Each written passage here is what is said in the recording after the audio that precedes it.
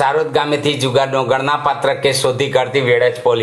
Vadaj police મથકેથી રાત્રે 9 વાગ્યે પ્રાપ્ત થતી માહિતી મુજબ વેડજ પોલીસને મળેલ બાતમી આધારે સારોદ તળપદ મહી નદીના ભાઠામાં બાવળની ઝાડીમાં ખુલ્લી જગ્યામાં પાનાપત્તાનો હાર જીતનો જુગાર રમાતો હોય વેડજ પોલીસે રેડ કરતા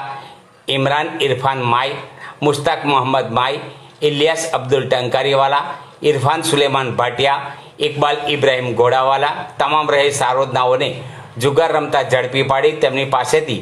23,150નો મુદ્દામાલ કબજે કરેલ તથા